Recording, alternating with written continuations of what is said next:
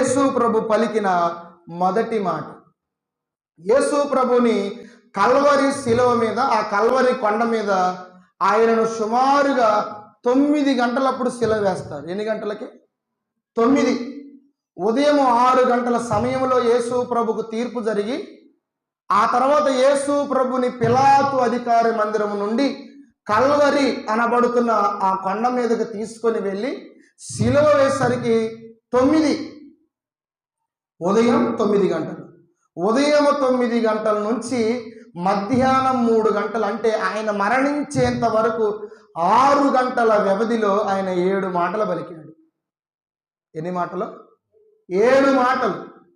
ఆ చివరి 6 గంటలు, ఇక ప్రాణం పోయే సమయం, శిలువ మీద కేకలు వేస్తున్న సమయంలో యేసు ప్రభు పలికిన 7 వాక్కులు, సప్తవాక్కులు అంటారు. 7 విషయాలను యేసు ప్రభు శిలువ మీద ఉండి పలికాడు. ఎప్పటి నుంచి అంటే ఉదయం 9 గంటలకు శిలువ వేసిన సమయం మొదలు మరణించే మధ్యాహ్నము 3 గంటల సమయం వరకు ఆయన పలికిన మాటలు 7 మాటలు.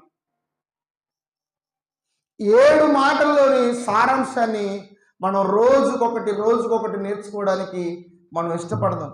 కాబట్టి జాగ్రత్తగా, ఎందుకనంటే ఒక మాట చెప్పడానికి ఇష్టపడేది ఏంటంటే, తల్లిదండ్రులు బ్రతికినప్పుడు పిల్లల మాట వినరు. ఇక తండ్రి లేదా తల్లి మరణిస్తున్న సమయంలో, అమ్మ నీకేం తెచ్చిపెట్టాను, నువ్వేం కావాలనుకుంటున్నావు, నువ్వేం కోరుతున్నావు, కొత్త చీర తెచ్చేనా, ఇది ఎప్పుడు ఇక 2 రోజులైతే పాడెక్కిద్ది, 2 రోజులైతే సమాధిలో పెడతాను అని, నీకు చికెన్ కావాలా అంటే, చివరి రోజులోనైనా, ఆ చివరి గడియల్లోనైనా నా తల్లి కోరిక ఏంటో, నా తండ్రి కోరిక ఏంటో నేను అర్థం చేసుకొని, అంటే ఆ మాట నేను తెలుసుకొని, ఆయన అమ్మ లేదా నాన్న చెప్పిన మాటను బట్టి ఆమె కోరిక ఏందో తీర్చాలనుకుంటారు పిల్లలు. ఈరోజు యేసు ప్రభు కూడా శిలువలో నుండి 6 గంటలు ఆయన బాధపడుతూ, శ్రమపడుతూ పలికిన మాటలు. కాబట్టి మొదటి మాటగా యేసు ప్రభు శిలువలో పలికిన మాట చూడండి ఒకసారి. లూకా సువార్త 23వ అధ్యాయము చదువుదామా? 34వ వాక్యం.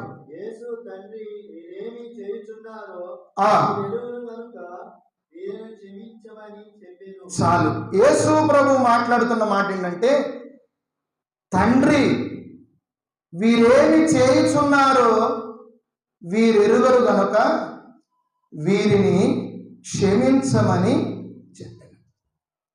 యేసు ప్రభు శిలువలో నుండి పలికిన మొట్టమొదటి వాక్యం, మొట్టమొదటి మాట ఏంటయ్యా అంటే, తండ్రి వీరేం చేస్తున్నారో వీరెరుగరు, వీరిని క్షమించు, వీరిని మన్నించు అని యేసు ప్రభు ఈ శిలువలో నుండి పలికిన మొదటి మాట. ఈ మాట మనకి ఎట్లా చదువుకుంటే అర్థం కాదు. ఈ మాట ఇలా చదువుకుంటే మనకు అర్థం కాదు. ఇందులో ఉన్న గొప్పతనం ఏంటి, ఈ మాటలో ఉన్న విలువైనది ఏంటి, ఈ మాటలో ఉన్న భావం ఏంటి? యేసు ప్రభు ఏమంటుండో క్షమించమంటుండ, అంతే కదా. యేసు ప్రభు ఏమంటుండో క్షమించు. యేసు ప్రభు ఏమంటుందంటే, తండ్రి వీళ్ళు ఏం చేస్తున్నారు, ఈ ప్రజలు ఏం చేస్తున్నారు, ఈ మనుషులు ఏం చేస్తున్నారు, వీరిని క్షమించని యేసు ప్రభు శిలువలో నుండి పలుకుతున్న మొదటి వాక్యం ఇది. ఈ మాట మనకు అర్థం కావాలి అని అంటే, యేసు ప్రభు పలికిన ఈ మొట్టమొదటి తండ్రి వీరేమి చేయుచున్నారు వీరెరుగరు గనక వీరిని క్షమించు అనే మాట మనకు అర్థం కావాలంటే కొన్ని విషయాలను మీకు పరిశుద్ధ గ్రంథంలో జ్ఞాపకం చేస్తాను. అసలు పాత నిబంధనలో కానీ మనం పూర్వం చూసుకున్న యేసు ప్రభు ఈ భూమి మీదకి రాకముందు వరకు, ఆయన ప్రకటించకంటే ముందుగా ప్రజల వాళ్ళ పరిస్థితులు ఎలా ఉన్నాయో పరిశుద్ధ గ్రంథాన్ని మనం జాగ్రత్తగా ఆలోచన చేస్తే, జాగ్రత్తగా మనం గమనిస్తే, హింస పొందే వాళ్ళు, శ్రమ పెట్టబడుతున్న వాళ్ళు, ఇలాగా వేదన పడుతున్న వాళ్ళు, ఇలాగా బాధపడుతున్న వాళ్ళు, ఇలాగా బాధపడుతున్న వాళ్ళు, ఇలాగ శ్రమ పెట్టబడుతున్న వాళ్ళు ప్రజల్ని ఎప్పుడు కూడా క్షమించలేం. ఆ మాట అర్థం చేసుకోవాలి. మనం జాగ్రత్తగా ఆలోచన చేస్తే యేసు ప్రభులాగా బాధ పెట్టబడుతూ, యేసు ప్రభులాగా హింసించబడి, యేసు ప్రభులాగా శ్రమ పొందబడిన వ్యక్తులు ఇతర వ్యక్తుల గురించి ఎప్పుడు కూడా క్షమించమని ప్రార్థన చేసిన సందర్భాలు పరిశుద్ధ గ్రంథంలో లేవు. మరి ఎటువంటి సందర్భాలు ఉన్నాయంటే ఒకసారి మనం చూద్దాం. దినవృత్తాంతాల 2వ గ్రంథము 24వ అధ్యాయము 21, 22 వచనాలను చదువుకుందాం. దినవృత్తాంతముల 2వ గ్రంథము 24వ అధ్యాయము 21, 22 వచనాలు నేను చదువుతున్నాను. దినవృత్తాంతముల 2వ గ్రంథము 24వ అధ్యాయములో రాయబడిన 21, 22 వాక్కులు వచనాలను మనం చదువుకుందాం. అందుకు వారు అతని మీద కుట్ర చేసి రాజు మాటను బట్టి యెహోవా మందిరపు ఆవరణములలో రాళ్ళు రువి అతనిని చావగొట్టిరి. ఈ ప్రకారము రాజైన యోవాషు జకర్యా తండ్రి అయిన యెహోయాద తనకు చేసిన ఉపకారమును మరిచిన వాడై అతని కుమారుని చంపించెను. అతడు చనిపోవునప్పుడు యెహోవా దీన్ని దృష్టించి దీనిని విచారణలోనికి తెచ్చునుగాక అని. యేసు ప్రభు పలికిన మాట మనకు అర్థం కావాలంటే ఈ సందర్భాన్ని మనం అర్థం చేసుకోవాలి. ఈ సందర్భం ఏంటంటే ఇక్కడ జకర్యా అనే వ్యక్తిని ఏం చేస్తారనంటే, ఇతడు పరిశుద్ధాత్మ ప్రేరేపణ ద్వారా ప్రజలందరి గురించి హెచ్చరిక మాటలు చెప్తున్నాడు. మందిరానికి వచ్చినప్పుడు ఏం మాటలు చెప్పాలి? మందిరానికి వచ్చినప్పుడు ఏం మాటలు చెప్పాలంటే, దేవుడు మిమ్మల్ని దీవిస్తాడు, దేవుడు మిమ్మల్ని ఆశీర్వదిస్తాడు, దేవుడు మిమ్మల్ని గొప్ప చేస్తాడు, దేవుడు మీ విషయంలో అనేకమైన మేలులు చేస్తాడని ఇతను చెప్పట్లేదు. ప్రజల పరిస్థితిని బట్టి, ప్రజల జీవితాన్ని బట్టి, ప్రజల దేవుణ్ణి విడిచిపోవడాన్ని బట్టి మందిరానికి వస్తున్న ప్రజలతో ఏం మాట్లాడుతుందంటే, ఇదిగో ప్రజలారా, మీరు వర్ధిల్లరు, మీరు అభివృద్ధి చెందరు, మీ జీవితాలు బాగలేదు, మీ బ్రతుకులు మార్చుకోవాలి, దేవుడి దృష్టిలో ఆయన ఆజ్ఞలను విసర్జించారు. ఈ మాటలు చెబితే ఎవరు మందిరానికి వస్తారు? ఎవరు ఇష్టపడతారు సేవకుల్ని? ఎవరు నచ్చుతారు సేవకుల్ని? ఆ మందిరానికి పోతే ఆ పాస్టర్ గారు మాట్లాడితే వాక్యం చెప్తాడు, ఒక జోకు కూడా వేయడం, ఒక జోకు వేయడం, ఒక నవ్వించడం, ఒక జోకు చెప్పడం, ఒక ముచ్చటి చెప్పడం, మాట్లాడితే వాక్యం చెప్తాడు ఆయన. ఈ మందిరానికి ప్రజలు వచ్చిన తర్వాత ఈ జకర్యా అనే వ్యక్తి ప్రజల పరిస్థితిని బట్టి, ప్రజల బ్రతుకును బట్టి, వాళ్ళ చెడుతనమును బట్టి, వాళ్ళ పాపాన్ని బట్టి హెచ్చరిక చేసి ఏం మాట్లాడుతానంటే, మీరు బాగుపడరా, మీ బ్రతుకులు బాగలేదు, మీ జీవితాలు బాగలేదు, మీరు వర్ధిల్లుతారు అనుకుంటున్నారు, మీరు డెవలప్ అవుతున్నారు, మీరు వృద్ధిలోకి వస్తున్నారు అనుకుంటున్నారు, కానీ మీరు వృద్ధి చెందరు, మీరు డెవలప్ కారు, మీకు దేవుడి నుండి మేలు పొందలేరు, మీరు అభివృద్ధి చెందలేరు, ఆశీర్వదింపబడలేరు అని ప్రజలలో ఉన్న లోపాలను ఎత్తి మాట్లాడితే మందిరంలో ఏం చేయాలి చెప్పండి? ఏం చేయాలి చెప్పండి? నాతో సేవకుడు మాట్లాడాడు, దేవుని ఆత్మచేత ప్రేరేపింపబడి మాట్లాడుతున్నాడు సేవకుడని మనస్సును సరి చేసుకోవాలి, బ్రతుకును సరి చేసుకోవాలి. కానీ వీళ్ళందరూ కూడా ఈ జకర్యా అనే సేవకుడి మీద, ఈ జకర్యా అనే యాజకుడి మీద తిరుగుబాటు చేశారు. ఏమని మాట్లాడుతుండో చూడండి ఒక మాట. ఆయన మాట్లాడుతున్న మాటలు నేను ఒకసారి చదువుతున్నాను. దినవృత్తాంతాల 2వ గ్రంథము 24వ అధ్యాయంలో రాయబడిన మాట చూడండి. అప్పుడు దేవుని ఆత్మ యాజకుడగు యెహోయాదా కుమారుడైన జకర్యా మీదకి రాగా అతడు జనుల ఎదుట నిలవబడి, మీరెందుకు యెహోవా ఆజ్ఞలను మీరుచున్నారు? మీరు వర్ధిల్లరు, మీరు యెహోవాను విసర్జించితిరి గనుక ఆయన మిమ్మల్ని విసర్జించి ఉన్నాడు. దేవుడు ఇలాగూ సెలవిస్తున్నాడని. ఆమేన్. హల్లెలూయా. ఏం చెప్తుండో సేవకుడు, ఏం చెప్తుండో తెలుసా? మందిరానికి వచ్చిన ప్రజలందరినీ గమనించి, మందిరానికి వస్తున్న విశ్వాసులను గమనించి, మందిరానికి వస్తున్న జనులను గమనించి, ఒక్కొక్కరి బ్రతుకు, ఒక్కొక్కరి కుటుంబాన్ని గమనించిన సేవకుడు ఏం చెప్తుందో తెలుసా? మీరు వర్ధిల్లరు, మీరు ఆశీర్వదించబడరు, మీకు దేవుడు ఏ మేలులు చేయడు. ఎందుకంటే దేవుని ఆజ్ఞలను మీరు విసర్జించారు, అసలు దేవుణ్ణి పక్కన పెట్టారు. ఏదో రావాల్సి కాబట్టి మీరు వస్తున్నారు, ప్రార్థన చెయ్యాలి కాబట్టి ఏదో ఆచారంగా ప్రార్థన చేస్తున్నారు, కానుక వేయాలి కాబట్టి ఏదో కానుక వేస్తున్నారు, ఏదో స్తుతించాలి కాబట్టి స్తుతిస్తున్నారు, పాడాలి కాబట్టి పాడుతున్నారు. అంతేగాని మీరు దేవుణ్ణి విసర్జించారు, దేవుణ్ణి వదిలేశారు, ఆయన వాక్కుల్ని మీరు వదిలిపెట్టారని సేవకుడు నిలబడి మందిరంలో వాక్యము ప్రకటిస్తుంటే ప్రజలందరూ విన్నవాళ్ళు ఏం చేయాలి? బ్రతుకులు మార్చుకోవాలి, జీవితాలు మార్చుకోవాలి. ఎందుకంటే నిలబడి మాట్లాడేది దేవుని ఆత్మ ప్రేరేపణ చేత తప్ప సొంత మాటలో చెప్పరు. ఎందుకు? మీ బ్రతుకులు బాగుంటే ఏంటి, మీ బ్రతుకులు చెడిపోతే ఏంటి, మీరు ఏమైపోతే ఏంటి? యాజకుడికి, సేవకుడికి కుటుంబ సభ్యుల, బంధుమిత్రుల, రక్త సంబంధికుల, అయిన వారా? కాదు. కానీ అంతకంటే ఎక్కువ, అంతకంటే ఎక్కువ, అంతకంటే ఎక్కువగా సేవకుడు జనులను ప్రేమిస్తాడు. కాబట్టి ఈ సేవకుడు మాట్లాడుతున్న మాటకు ప్రజల హృదయములో మార్పు కలగ చేయలేదు, కానీ ప్రజల హృదయములో ఒక కోపాన్ని పెట్టుకున్నారు, ఒక ద్వేషాన్ని పెట్టుకున్నారు. ఏం చేయాలి? మమ్మల్ని డెవలప్ కావట్లేదు అంటాడు, మా వృద్ధి లేదంటాడు, మేము బాగుపడట్లేదంటాడు, మా జీవితాలు చెడిపోయారంటాడు. ఏం చేయాలి ఇతను? ఏం చేయాలి ఇతను అంటే ఆ సమయానికి రాజు ఏమంటాడు తెలుసా? ఇతను చంపేయండి, ఇతన్ని చంపేయండి, ఇతడు బ్రతకడానికి వీలు లేదు. ఎంత విచిత్రంగా ఉందండి.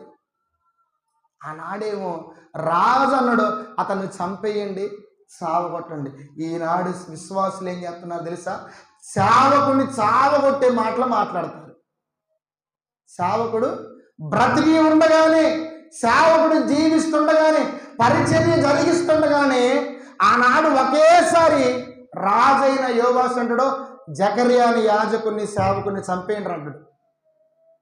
ఈనాడు అంతకంటే అవమానంగా మాట్లాడతారు, అంతకంటే నిందించి మాట్లాడతారు, అంతకంటే దూషించి మాట్లాడతారు, అంతకంటే హీనంగా ఘోరంగా మాట్లాడతారు. ఆనాడు ఒకేసారి చచ్చిపోయిండు యాజకుడు. ఈరోజు సేవకుడు అనేవాడు ప్రతి దినము వదకు సిద్ధపడిన గొర్రె పిల్ల వలె చస్తూ బ్రతకటం, చస్తూ బ్రతకటం. ఎవరి చేతుల్లో? విశ్వాసుల చేతుల్లో. ఎవరి చేతుల్లో? ప్రజల చేతుల్లో. దేవునికి స్తోత్రం. ఈ యోవాషు అనే రాజు అంటుండో చంపేయండి, అతన్ని బ్రతకడానికి వీల్లేదు. అసలు ఈ యోవాషు ఎవరో తెలుసండి? ఈ జకర్యా తండ్రి పేరు యెహోయాదా. ఈ జకర్యా తండ్రి పేరు యెహోయాదా. ఈ యెహోయాదా ఏం చేశాడంటే, ఇప్పుడు ఎవరైతే రాజుగా ఉండి చంపమని ఆజ్ఞ ఇచ్చాడో ఈ యోవాషు అనే రాజు, ఈ రాజుని చిన్నతనమే మరణము నుండి తప్పించి దాచిపెట్టి పెద్ద చేసి పోషించి పెంచి రాజుగా అభిషేకించిన వ్యక్తి ఈ యెహోయాదా అనే వ్యక్తి. ఈ యెహోయాదా అనే కొడుకే జకర్యా అనే సేవకుడు. హల్లెలూయా. ఇప్పుడు ఎవరైతే చంపమని ఆజ్ఞ ఇచ్చిండో ఈ రాజు యొక్క, ఈ రోజు రాజుగా ఉండి రాజుగా అభిషేకించబడి రాజ్యాన్ని పరిపాలిస్తున్న ఈ రాజు ఒకనాడు రాజు కావడానికి కారణము ఈ జకర్యా తండ్రి, ఈ యెహోయాదానే. ఈ యెహోయాదా కుమారుడే జకర్యా అనే సేవకుడు. ఈ జకర్యా అనే సేవకుడే మందిరములు ఎలాగ నిలబడి వాక్యాన్ని ప్రకటిస్తూ ఉన్నాడు. కానీ ఆ రోజు జనులు ఆ మాట విన్నారు. రాజు ఆ మాట విని ఏమంటుండో తెలుసా? అతడు బ్రతకడానికి వీలు లేదు, అతన్ని మీరు చంపండి. అప్పుడు చూడండి 22వ వచనములో, ఈ ప్రకారముగా రాజైన యోవాషు జకర్యా తండ్రి అయిన యెహోయాదా తనకు చేసిన ఉపకారమును మరిచిన వాడై అతని కుమారుని చంపించెను. ఏం చేసిందంట? రాజుకు చేసిన ఉపకారాన్ని అంతా మరిచిపోయాడంట. యెహోయాదా అనే వ్యక్తి ఈరోజు రాజుగా ఉన్న ఆ యోవాషుకి చేసిన ఉపకారం అంతా మర్చిపోయాడు. మర్చిపోయి అతని కుమారుణ్ణి ఈ రాజు చంపించడానికి బయలుదేరాడు. ఉపకారములు చేసినది, ఏ ఉపకారం చేసినాడో తెలుసా? చిన్నతనమునే యోవాషు అనే వ్యక్తిని తీసుకొని వచ్చి తన ఇంటి దగ్గర పెట్టుకొని పెంచి పోషించి ఇతను రాజుగా అభిషేకించి ఇతనితో పాటే కొంతకాలము ప్రయాణము చేసి ఇతడు మరణించిన తర్వాత, యెహోయాదా మరణించిన తర్వాత దేవుడు అతని కుమారుడైన జకర్యాని సేవకుడిగా, యాజకుడిగా ఎన్నుకొని అతని మీద తన ఆత్మను ఉంచి మందిరానికి వచ్చిన వారి బ్రతుకులు బాగలేదని ప్రకటిస్తూ ఉన్న సమయంలో మందిరానికి వచ్చిన ప్రజలు బ్రతుకును మార్చుకోక రాజు ఆ మాట విని ఈ జకర్యాని చంపించేశాడు. జకర్యా తండ్రి యెహోయాదా, ఈ యెహోయాదా రాజుకి ఎన్నో ఉపకారాలు చేశాడని పరిశుద్ధ గ్రంథం చెప్తుంది. హల్లెలూయా. ఎన్ని ఉపకారాలు చేసినా రాజు మర్చిపోయాడు. అతన్ని చంపిస్తున్న సమయంలో మందిరములో సేవకుని రాళ్ళు తీసుకొని కొట్టి చంపిన ప్రజలు. ఇలాగే దేవుని వాక్యాన్ని ప్రకటిస్తున్నప్పుడు మందిరములో ప్రజలు బ్రతుకుని మార్చుకోక రాళ్ళు రువి ఈ సేవకుని బలిపీఠానికి, దేవాలయానికి మధ్యలో చంపేస్తారు. సేవకుని చంపుతుంటే సేవకుడు తన ప్రాణం పోతుంటే ఏమని మాట్లాడుతుండో తెలుసా? ఇదిగో దేవుడు దీన్ని తన దృష్టిలోకి తీసుకొని తీర్పులోనికి తెచ్చునుగాకని ప్రార్థన చేస్తుండో తన ప్రాణం పోయేటప్పుడు. ఏమని ప్రార్థన చేస్తుండో చూడండి. యెహోవా దీన్ని దృష్టించి దీనిని విచారణలోనికి తెచ్చునుగాక. అంటే దేవా, నా ప్రాణం పోవడానికి ఈ రాజు కారణం, నేను మరణించడానికి ఈ ప్రజల కారణం. వీళ్ళని వదిలిపెట్టమాకు, వీళ్ళని శిక్షించు, వీళ్ళని దండించు, వీళ్ళ మీదకి నీ ఉగ్రతను కురిపించు, వీళ్ళని క్షమించమాకు, దీన్ని విచారణలోకి తీసుకొని రా. రాజు చంపించిన తర్వాత సేవకుడు చేస్తున్న ప్రార్థన, చనిపోతున్నప్పుడు, కొన ఊపిరితో ఉన్నప్పుడు, ప్రాణం పోతున్నప్పుడు దేవుడితో మాట్లాడుతూ దేవుడికి ప్రార్థన చేస్తాడు. దీనిని నువ్వు క్షమించమాకు, దీనిని వదిలిపెట్టమాకు, దీన్ని ఖచ్చితంగా నువ్వు విచారణలోకి తీసుకొని రావాలి. నా మరణానికి కారణమైన ఈ రాజు బ్రతకడానికి వీల్లేదు, ఈ జనులు బ్రతకడానికి వీల్లేదు, వీళ్ళని వదిలిపెట్టమాకు దేవా అని ఈ రాజు ప్రభు సన్నిధిలో ప్రాణం పోతున్న సమయంలో ప్రార్థన చేస్తూ యెహోవా దీనిని దృష్టించి తన విచారణలోనికి తెచ్చునుగాకని ప్రార్థన చేస్తాడు. దేవునికి మహిమ కలుగునుగాక. ఇది మనకు అర్థమైతే యేసు ప్రభు శిలువలో పలికిన మొట్టమొదటి మాట మనకు అర్థమైంది. లేకపోతే ఎన్నటెన్నటికి ఆ మొదటి మాట యొక్క విలువ, ఆ మొదటి మాట యొక్క గొప్పతనము, ఆ మొదటి మాట యొక్క ఉన్నతమైనది మనకు అర్థం కానే కాదు. ఈ మాటలు ఇప్పుడు నేను ప్రకటిస్తున్న ఈ యెహోయాదా యొక్క కుమారుడైన జకర్యా పలుకుతున్న ఆ వాక్కు, జకర్యా చేస్తున్న ప్రార్థన మనకు అర్థమైతే తప్ప యేసు ప్రభు శిలువలో పలికిన మాట మనకు అర్థం కాదు. ఏమని ప్రార్థన చేస్తాడో తెలుసా? నేను జనుల పరిస్థితిని బట్టి, వారి బ్రతుకును బట్టి, వారి చెడుతనమును బట్టి, వారి పాపమును బట్టి, వారి తిరుగుబాటు తనమును బట్టి, దేవుణ్ణి విసర్జించడాన్ని బట్టి, వాక్కుని విడిచిపెట్టడాన్ని బట్టి మీరు వృద్ధి చెందర్రా అని నేను వాక్యం ప్రకటిస్తుంటే వీళ్ళు బ్రతుకులు మార్చుకోకుండా నన్నే దేవాలయంలో పడవేసి రాళ్ళు రువి చంపుతున్నారు కదా ప్రభువా, దీన్ని నువ్వు మరవద్దు, దీన్ని నువ్వు విడిచిపెట్టొద్దు. అప్పుడప్పుడు అంటావు, నేను చచ్చైనా కానీ నిన్ను జాగ్రత్తను అంటావా? నేను చచ్చిన తర్వాత నిన్ను వదిలిపెట్టను అంటావు. అంటే అంత పగ, అంత కోపం మనకుంటుంది. అంత వాడు మనకు చేసిన అన్యాయాన్ని బట్టి వాడికి మనం తిరిగి చేయాలనిపిస్తుంటాం. ఈ జకర్యా కూడా ప్రార్థన చేస్తుండు. ఈ జకర్యా కూడా దేవుణ్ణి అడుగుతుండయ్యా, దయచేసి దీన్ని నువ్వు విచారణలోకి తీసుకొని రా, దీన్ని నువ్వు నమోదు చేసుకోవాలి, ఇది నువ్వు ఎఫ్ఐఆర్ చేసుకోవాలి అని జకర్యా ప్రార్థన చేస్తా ఉన్నాడు. మనం కూడా ఖచ్చితంగా ఏమో నాకు చేసిన దాన్ని బట్టి నేను ఏదో ఒకటి చేస్తా, ఏదో ఒక రోజు నేను పగ తీర్చుకోకుండా ఉండను. నేను చచ్చే రోజులు అవసరమైతే నేను చచ్చిపోయిన తర్వాత అయినా కానీ దెయ్యమై తిరిగి వచ్చి వాడిని పడతా ఆ కుటుంబాన్ని వదిలిపెట్టనని మనం కూడా తీర్మానం చేసుకున్నట్లే ఇతడు కూడా ప్రార్థన చేస్తుండయ్యా, నా మరణానికి కారణమైన ఈ రాజును వదిలిపెట్టొద్దు, నా మరణానికి కారణమైన ఈ ప్రజలను నువ్వు మాత్రాన్ని విడిచిపెట్టడానికి వీల్లేదు, దీన్ని నువ్వు దృష్టించాలి, దీన్ని నీ విచారణలోనికి తీసుకుని రావాలి. హల్లెలూయా. ఇది మనకు అర్థమైతే యేసు ప్రభు పలికిన మాట మనకు అర్థమవుతుంది. మరి ఒక మాట చూద్దాం, పరిశుద్ధ గ్రంథములో 137వ కీర్తన చూద్దాం. 137వ కీర్తన నేను చదువుతున్నాను, చూడండి. 7, 8 వచనాలు, 9 వచనాలు. యెహోవా ఎదోము జనులు చేసినది జ్ఞాపకము చేసుకో, యెరూషలేము పాడైన దినమును జ్ఞాపకము తెచ్చుకో, దానిని నాశనము చేయుడి, సమూల ధ్వంసము చేయుడని వారు చాటించిదిరి కదా. పాడు చేయబడబో బబులోను కుమారి, నువ్వు మాకు చేసిన క్రియలను బట్టి నీకు ప్రతీకారము చేయువాడు ధన్యుడు. ఈ సందర్భాన్ని మనం ఆలోచన చేస్తే, ఎదోము అనే ప్రజలు ఇశ్రాయేలుకి అన్యాయం చేయటం, ఇశ్రాయేలుని బాధపరచడం, ఇశ్రాయేలు మీదకి యుద్ధము చేయడం. ఎవరు? ఎదోము అనే జనాంగం, ఎదోము అనే ప్రజలు. వీళ్ళు ఏం చేస్తున్నారంట?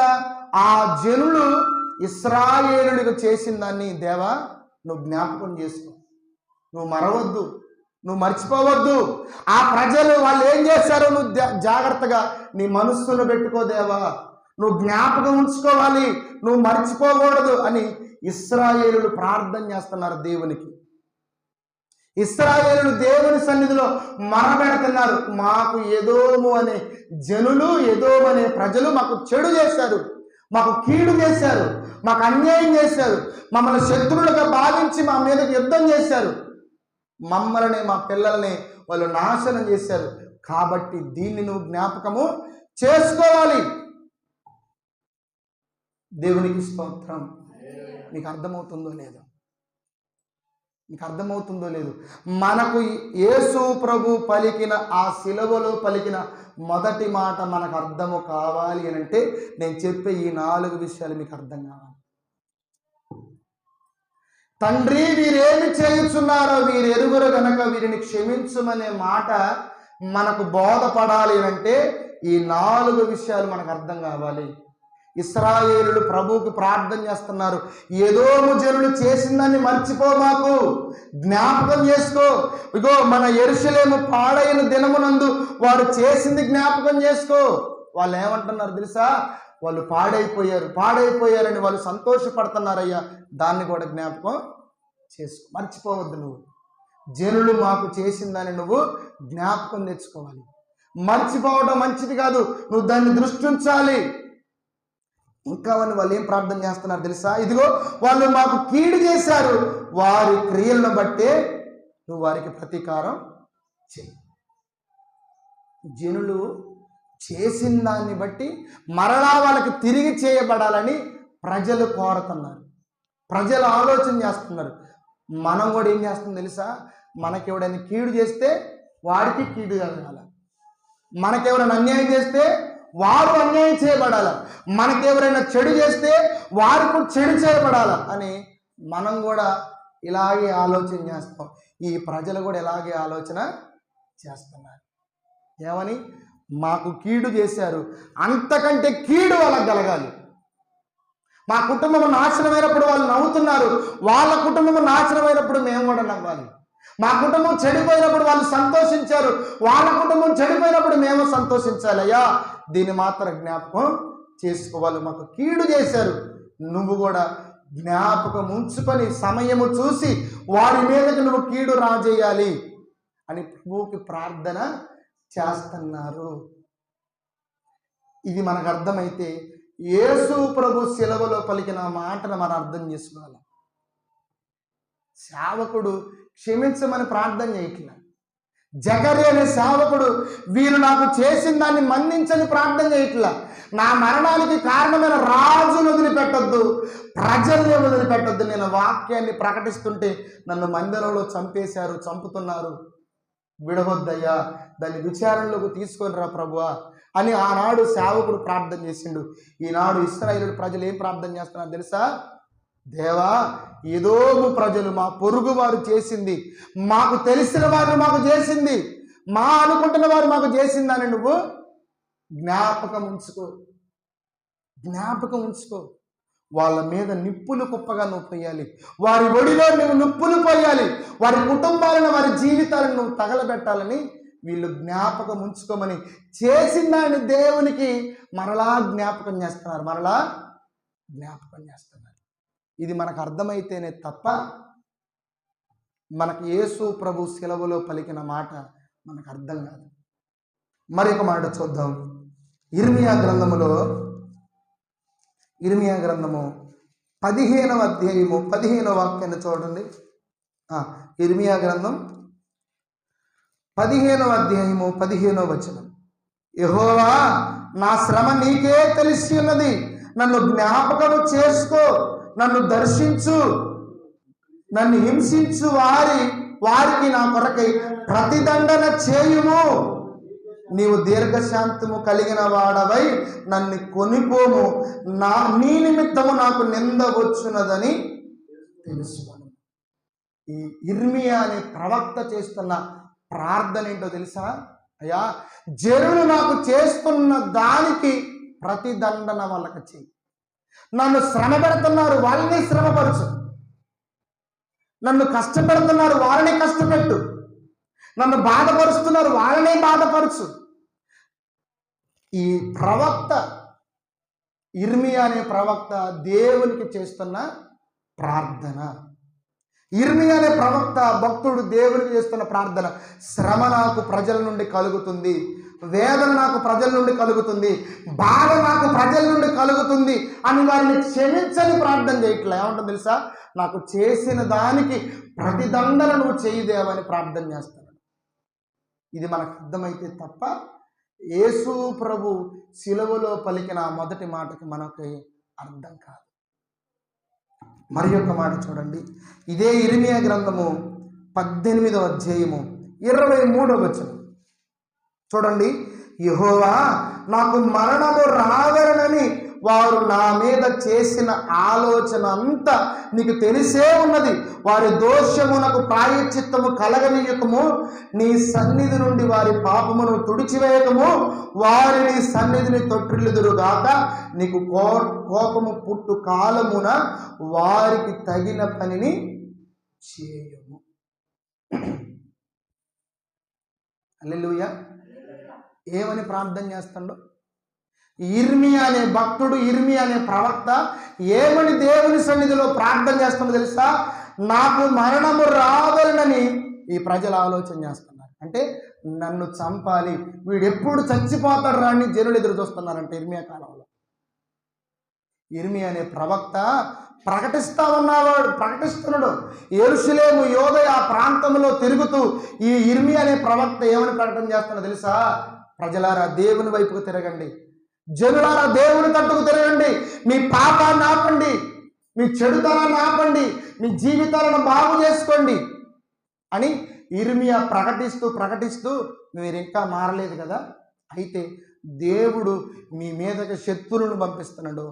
దేవుడు మీ మీదకి ఇదిగో బబులోను దేశము నుండి నెబుకద్నెజరు అనే రాజును పంపించబోతున్నాడని ఈ రాజు ప్రకటన చేస్తూ ఉన్నాడు. ఇదిగో మీరు పట్టబడతారు, చెరగ వెళతారు, శ్రమను అనుభవిస్తారు, 70 సంవత్సరాలు ఈ యెరూషలేము పాడైపోతుంది అని ప్రకటిస్తుంటే ప్రజలందరూ కూడా ఎంత విషయము కక్కుతారంటే, ఎంతగా ఈ ప్రవక్త మీద హాని చేయాలని ఆలోచన చేస్తారంటే తెలుసా?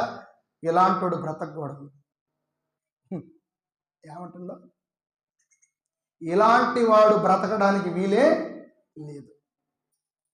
అవును, నేడు వాక్యము ప్రకటిస్తున్నప్పుడు, వాక్యం చెబుతున్నప్పుడు ఎన్ని చెప్పాలంటే ఇక దీవెన, ఆశీర్వాదము, మేలులే వీటి గురించి చెబితే తప్ప మందిరానికి రారు. మందిరానికి వచ్చిన తర్వాత నీ బ్రతుకు నువ్వు మార్చుకోవాలి, నీ జీవితాన్ని మార్చుకోవాలి, లేదా నీకు శ్రమ, లేదా నీకు వేదనని మాట్లాడితే ఏ సేవకుడు ఇలా ప్రకటించితే, ఏ సేవకుడు ఇలాగ మాట్లాడినా కానీ ఇక మందిరానికి విశ్వాసం తగ్గిపోతూ ఉంటారు. ఆ సేవకుడు మాట్లాడితే శ్రమ అంటాడు, కుటుంబాలను సరి చేసుకోమంటాడు, జీవితాన్ని కట్టుకోమంటాడు, బ్రతుకును మార్చుకోమంటాడు, పాపం చేస్తున్నాడని గద్దిస్తుంటాడు. ఏంటది? ఏ రోజు కూడా దీవెన అంటాడో, ఏ రోజు ఆశీర్వాదం అనడో, ఏ రోజు మేలులని ప్రకటించడు. ఈ ప్రవక్త అయిన ఇర్మియా కూడా ప్రకటన చేస్తున్నాడు. రాబోతున్న శ్రమను బట్టి, రాబోతున్న బాధను బట్టి, రాబోతున్న శత్రువును బట్టి యెరూషలేము ప్రజలకు చెప్తున్నారు, యెరూషలేము ప్రజలారా నా మాట వినండి, నా మాట ఆలకించండి. ఇదిగో ఇక్కడ మీరు నివాసం ఉంటూ దేవునికి వ్యతిరేకంగా మీ కార్యకలాపాలు, మీ బ్రతుకులు ఉన్నాయి. దయచేసి మార్చుకుంటే దేవుడు తన ఉగ్రతను, దేవుడు తన కోపాన్ని మీ మీద నుండి మళ్ళిస్తాడంటే లేదు లేదు. వాళ్ళ బ్రతుకును మార్చుకోకపోతే దేవుడు మరలా ఇర్మియాతో మాట్లాడుతూ, ఇర్మియా ఈ జనులు మారారయ్యా, వీళ్ళని 70 సంవత్సరాలు ఈ ప్రాంతము నుండి నేను చెరగా తీసుకొని వెళతాను. ఇదే మాట ప్రజలతో చెప్తే, ఆహా ఈ యెరూషలేం పాడైపోద్దా, మా కుటుంబాలు పాడైపోతాయా, మేము దాసులుగా అమ్మబడతామా, మమ్మల్ని చెరగా తీసుకొని పోతారా, 70 సంవత్సరాలు మేము ఒక దేశంలో బానిసగా బ్రతుకుతామా, నువ్వు చెప్పేదంతా అబద్ధం, నువ్వు చెప్పేదంతా నిజం లేదు అని ఇర్మియాని చంపడానికి ప్రయత్నం చేస్తారు. ఇర్మియా చావు వారుతారు, ఇర్మియా చనిపోవాలని ఎదురు చూస్తారు. ఇర్మియా బ్రతికుంటే మేలు కాదు, ఎప్పుడు చూసినా శ్రమ వస్తుందంటాడు, ఎప్పుడు చూసినా వేదన కలుగుతుందంటాడు, ఎప్పుడు చూసినా మీ బ్రతుకులను మార్చుకోమని వాక్యాన్ని ప్రకటిస్తుంటాడు. మీరు పాపం చేస్తున్నారు, విశ్వాసఘాతుకులని ప్రకటన చేస్తూ ఉంటాడు. ఈయన లేకుండా ఉంటే మాత్రం మంచిది. ఇర్మియా ప్రకటన చేస్తాడు, మీ బ్రతుకులు మార్చుకోకపోతే రాబోతుంది ఒక జనాంగము, మిమ్మల్ని పట్టుకొని ఈ ప్రాంతాన్ని నాశనం చేసి మీరు ఏదైతే యెరూషలేమును మీకు గొప్పగా భావిస్తున్నారో అది పాడు దెబ్బగా మార్చబడుతుందని ప్రకటన చేస్తుంటే ప్రజలు మారక ఏమంటున్నారంట, ఇతడు మరణం అవ్వాలి. ఏమంటున్నారు? యెహోవా నాకు మరణము రావాలని ఈ ప్రజలు నా మీద ఆలోచన చేస్తున్నారయ్యా. ఏమనంట, వీడు చచ్చిపోతే బాగు. అప్పుడప్పుడు మనకు అనిపించింది, మన కుటుంబానికి ఎవడైనా శ్రమ కనిపిస్తే, మన కుటుంబంలో ఎవడైనా సరే మీకు విరోధిగా మీ కుటుంబానికి అనిపిస్తే మీకు అనిపిస్తుంది అప్పుడప్పుడు, ఇది జరిగితే భలేగా ఉంటుందిలే అని అనిపించిందా? మీకు అనిపిస్తుంటుంది. మీ కుటుంబానికి వ్యతిరేకంగా ఉన్నవారు, మీ ఆలోచనలకు విరోధంగా ఉన్నవారు, మీ పట్ల కాస్త కోపపడేవారిని మీకు అప్పుడప్పుడు చూసినప్పుడు వీడు జత్తే పోద్ది, అసలు వీడు ఎందుకు బతుకుతుంది అనిపించింది. ఈ ఇర్మియా అనే ప్రవక్త కూడా ప్రకటన చేస్తుండు, ఇప్పుడు మీ కుటుంబాలలో నివసిస్తున్నారు, ఒకనాడు మీరు నివసించరు, మీ కుటుంబాలు కూల్చబడతాయి, మీ పిల్లలు చంపబడతారు, మీరు చెరగా తీసుకెళ్ళిపోతారు, మిమ్మల్ని రాజు తన కింద బానిసలుగా పెట్టుకుంటాడు అని ఇర్మియా ప్రకటన చేస్తుంటే ప్రజలు మారాలి, మారట్లా. ఏమంటున్నా తెలుసా, వీడు ఎప్పుడు చచ్చిపోతారని ఎదురు చూస్తున్నారు. ఇర్మియా అంటున్నా, అయ్యా నా మరణము ఈ జనులు చూస్తున్నారు, ఎలాగ ఇర్మియాని చంపాలి, ఎలాగ నన్ను చంపాలని ఈ జనులు ఆలోచన చేస్తున్నారు. మరి అప్పుడు ఏం చేస్తుంది ఇర్మియా తెలుసా, అయ్యా వీళ్ళని క్షమించయ్యా, వీళ్ళు ఏదో తెలియకంటున్నారు ప్రభువా, నన్ను చంపాలి, నా చావు వాడుతున్నారని ఇర్మియా అన్నట్లు ఏమంటుందో తెలుసా, ఇర్మియా ఏమని దేవునికి ప్రార్థన చేస్తుందో తెలుసా, వారి దోషమును ప్రాయశ్చిత్తము కలగనీయకము, నీ సన్నిధిలో వారి పాపములను తుడిచివేయకము, నీకు కోపము పుట్టిన కాలమున వారిని నువ్వు తగలబెట్టేసి. ఏమంటుంది ఇర్మియా అనే భక్తుడు, ఇర్మియా అనే ప్రవక్త, నా మరణము చూడాలనుకుంటున్న ఈ ప్రజలకి, వారి దోషాలకి నువ్వు ప్రాయశ్చిత్తం చేయమాకు, వారి పాపాలని నువ్వు తుడిచిపెట్టమాకు. నీకు ఎప్పుడైతే కోపము పుట్టి, ఎప్పుడైతే నీ ఉగ్రత ప్రజల మీద కురిపించాలనుకున్నావో ముందుగా ఈ జనులను నాశనం చేయని ప్రార్థన చేస్తాను. ముందుగా నాకు విరోధంగా నా మరణాన్ని చూడాలనుకుంటున్నా. ఈ జనులు బ్రతకడానికి వీల్లేదు, వీళ్ళ పాపాలకు ప్రాయశ్చిత్తము లేదు, వీళ్ళు చేసిన దోషాలకి ఎటువంటి క్షమాపణ నీ సన్నిధిలో దొరకకూడదు. దయచేసి జ్ఞాపకం ఉంచుకొని దేవునికి ప్రార్థన చేస్తున్నాడు ఒక భక్తుడు. ఇవన్నీ మీకు ఎందుకు చెప్తున్నానంటే ఈ 4 మాటలు మనకు అర్థమైతేనే యేసు ప్రభు శిలువలో పలికిన మొదటి మాట మనకు అర్థమవుతుంది. ఏమని యేసు ప్రభు శిలువలో పలికాడు చెప్పండి? లోకసువార్త 23:34 యేసు ప్రభు ప్రార్థన ఏమని చేస్తాం తెలుసా? తండ్రి, వీరేమి చేయుచున్నారో వీరెరుగరు గనక వీరిని క్షమించు, వీరిని శిక్షించమాకని ప్రార్థన యేసు ప్రభు చేసిండు. మరి పాత నిబంధనలో జకర్యా ఏమని ప్రార్థన చేస్తుందో తెలుసా? నా మరణము, నన్ను ఈ బలిపీఠానికి మందిరానికి చంపిన ఈ రాజు దోషాన్ని, ఈ జనుల దోషాన్ని నువ్వు క్షమించమాకు. ఇది నీవు విచారణలోకి తీసుకొని రావాలి. క్షమించమని ప్రార్థన చేస్తున్నా రాజు. జకర్యా అనే సేవకుడు శిక్షించమని ప్రార్థన చేస్తున్నా. చెప్పండి. ఈ జకర్యా అనే సేవకుడు బలిపీఠానికి, దేవుని మందిరానికి మధ్యలో చంపబడిన ఈ యొక్క సేవకుడు ఏమని ప్రార్థన చేస్తాడో తెలుసా? నాకు జనులు చేసిన దాన్ని విచారణలోకి తీసుకొని రావంటే తప్ప క్షమించమని ప్రార్థన చేయటల్లా.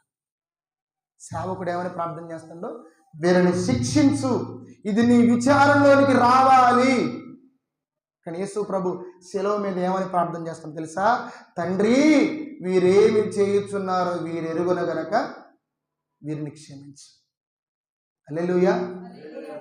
ఈ సేవకుడు ఏమని ప్రార్థన చేస్తాడో, నా మరణానికి కారణము, నా చావుకి కారణము ఈ యోవాషు అనే రాజు, ఈ ప్రజలు నన్ను మందిరంలోనే చంపారు, కాబట్టి ఈ ప్రజలని నువ్వు విడిచిపెట్టమా. ఈ రాజును నువ్వు శిక్షించకుండా విడిచిపెట్టొద్దు. క్షమించమని సేవకుడు అడగట్లేదు, కానీ అంతకంటే ఎక్కువ బాధలు యేసు ప్రభు శిలువలో ఉండి పలుకుతున్న మొట్టమొదటి మాట, తండ్రి, వీరేమి చేస్తున్నారు, వీరేమి చేశారు వీళ్ళకి తెలియదు, వీళ్ళని క్షమించు. దేవునికి స్తోత్రం. చూసారా? మనకు ఆ మాట విలువ అర్థం కావాలంటే ఇదిగో పాత నిబంధనలు ఏమని ప్రార్థన చేసేవాళ్ళు తెలుసా? బాధలు అనుభవిస్తున్నవారు, శ్రమలు అనుభవిస్తున్నవారు, ఇటువంటి కష్టాలు అనుభవిస్తున్నవారు, లేదా జనుల చేత చంపబడుతున్న సేవకుడే కానీ, ప్రవక్తే కానీ, భక్తుడే కానీ ఏమని ప్రార్థన చేశాడు తెలుసా? వీరిని విడిచిపెట్టొద్దు, వీరిని మరణానికి అప్పగించు ప్రభు అని ప్రార్థన చేసేవాడు. కానీ యేసు ప్రభు ప్రార్థన మార్చేశాడు. యేసు ప్రభు ప్రార్థననే మార్చేశాడు. ఏమని తెలుసా? తండ్రి, వీళ్ళు ఏం చేస్తున్నారో వీరు ఎరుగరయ్యా, వీరిని క్షమించు. కానీ ప్రవక్త ఆడేం ప్రార్థన చేస్తాడో, సేవకుడు ఆడేం ప్రార్థన చేస్తాడో, నా మరణానికి కారణమైన వీళ్ళని మాత్రం విడిచిపెట్టొద్దు, వదిలిపెట్టొద్దు. నేను వాక్యము ప్రకటించి మీరు వృద్ధి చెందరు, మీ బ్రతుకుల్ని మార్చుకోమంటే నన్ను దేవాలయంలో రాళ్లతో కొట్టి చంపేశారు ఈ జనులు. ఇశ్రాయేలు ప్రజలు ఏమని ప్రార్థన చేస్తున్నారు? మా పొరుగు వారైన ఎదోమీయులు మాకు కీడు చేశారు, మాకు తెలిసిన వారే, మా అనుకుంటున్న వారే మాకు కీడు చేశారయ్యా, వారు చేసిన కీడుకు ప్రతిగా వాళ్ళకి నువ్వు కీడు చేయి, వాళ్ళకి నువ్వు కీడు చేయి, వారిని నువ్వు వదిలిపెట్టద్దు, శిక్షించు. వాళ్ళు మేము బాధపడుతున్నప్పుడు నవ్వుతున్నారు, మేము కూడా వాళ్ళ బాధను చూసి సంతోషించాలి. మా కుటుంబంలో కీడు వచ్చినప్పుడు వాళ్ళు ఆనందపడుతున్నారు, వారి కుటుంబం మీద కూడా కీడు రావాల అంటే వాడికి జరగాల్సిందే మనకు జరిగింది కదా, మనం చూసి అయ్యో అని బాధపడట్లేదు కాబట్టి, క్షమించట్లేదు కాబట్టి నువ్వు కూడా ఏమని అనుకుంటావు తెలుసా? నీ మనసులో నా యొక్క పతనాన్ని చూసి నవ్వుతున్న వీడు బ్రతకడానికి వీల్లేదు. ఇశ్రాయేలుల ప్రజల యొక్క ప్రార్థన దేవునికి చూడండి ఎలా ఉందో. వీరిని దృష్టించి వీరిని విడిచిపెట్టొద్దు, వీరికి శిక్షను విధించాల్సిందే, మేము కన్నులారా చూడాల్సిందే. కానీ యేసు ప్రభు ఏమని ప్రార్థన చేస్తుంది తెలుసా? తండ్రి, వీరేమి చేయుచున్నారో వీరెరుగరు గనక వీరిని క్షమించు. ఇర్మియా అనే భక్తుడు అని ప్రార్థన ఏం చేస్తుంది తెలుసా? నాకు శ్రమ పెడుతున్నారు, నన్ను నిందిస్తున్నారు, నన్ను అవమానపరుస్తున్నారు, అని ప్రార్థన చేస్తూ వారి దోషానికి, వారి పాపమునకు ఎటువంటి ప్రాయశ్చిత్తము కలగకూడదు నీ సన్నిధిలో, నాకు మరణాన్ని నేను చనిపోవాలని ఆలోచన చేస్తున్న ఈ ప్రజలను మాత్రము నువ్వు ప్రతిదండన నువ్వు చేయి, ప్రతిదండన నువ్వు చేయాలి. నీవెప్పుడైతే ఉగ్రత, నీ కోపము ప్రజల మీద కురిపించాలనుకుంటున్నావు, మొట్టమొదటిగా బ్యాచ్ వీళ్ళై ఉండాలి అని ప్రవక్త ప్రార్థన చేస్తాడు. మరి యేసు ప్రభు శిలువలో ఏమని ప్రార్థన చేస్తుంది తెలుసా? తండ్రి, వీరేమి చేయుచున్నారో వీరు ఎరుగరు గనక వీరిని క్షమించు.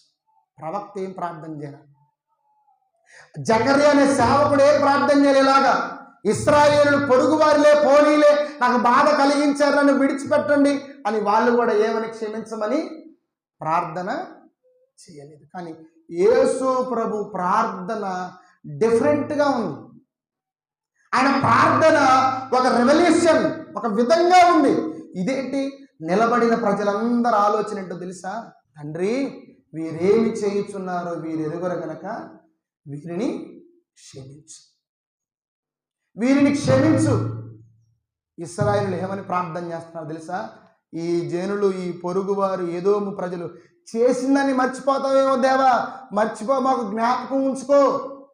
వాళ్ళు చేసిన కీడుకు ప్రతి కీడును చేయాల్సిందే, క్షమించొద్దు వాళ్ళనని ఇశ్రాయేలు ప్రార్థన చేస్తున్నారు.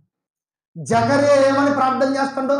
నన్ను మందిరములో రాళ్లతో కొట్టి చంపిన ఈ రాజును విడవద్దు, ఈ ప్రజలను విడవద్దు, వీళ్ళని తగిన శిక్ష వీళ్ళ మీదకి రావాల్సిందే, వీరిని మడిచిపోవద్దు అని వీరి కొరకు క్షమించమని ప్రార్థన చేయట్లా, శిక్షించమని ప్రార్థన చేస్తాడు. ఇర్మియా ఏమని ప్రార్థన చేస్తున్న ప్రవక్త?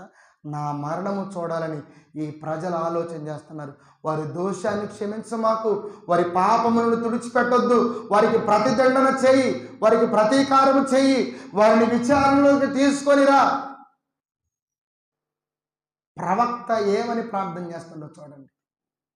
హల్లెలూయా. మనకి ఈ సందర్భాలు అర్థమైతే తప్ప యేసు ప్రభు సెలవులో పలికిన మాట మనకు అర్థం కాదు. ఏమని మాట్లాడింది చూడండి యేసు ప్రభు. లూకాసు వార్త 23వ అధ్యాయము 34వ వాక్యం. అప్పుడు యేసు ప్రభు నిలిచి మాట్లాడుతున్న మాట, తండ్రి, వీరేమి చేయుచున్నారో వీరు ఎరుగరు గనక వీరిని క్షమించమని చెప్పాను. హల్లెలూయా.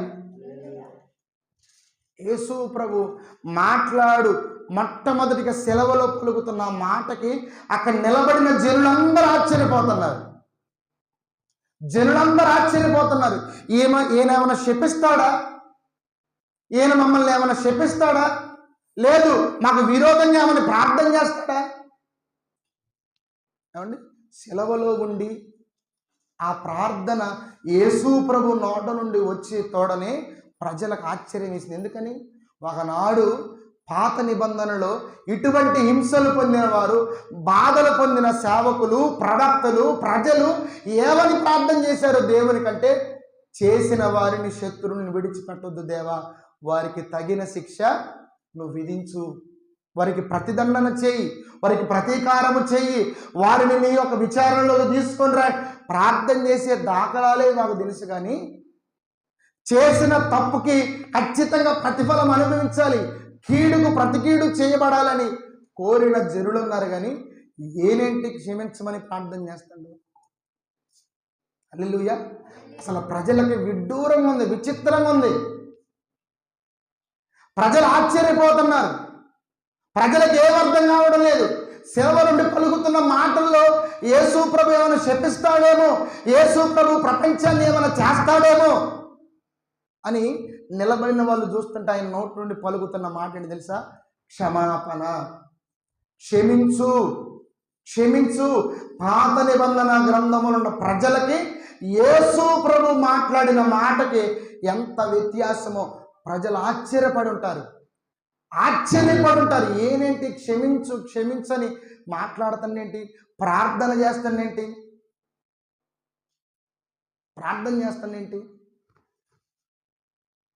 మనం క్రైస్తవులుగా, క్రీస్తును నమ్ముకున్న వ్యక్తులుగా మనం ప్రత్యేకంగా కనబడాలంటే ఒకటే మార్గం, జ్ఞాపకం చేసుకోండి, ఒకటే సూత్రం.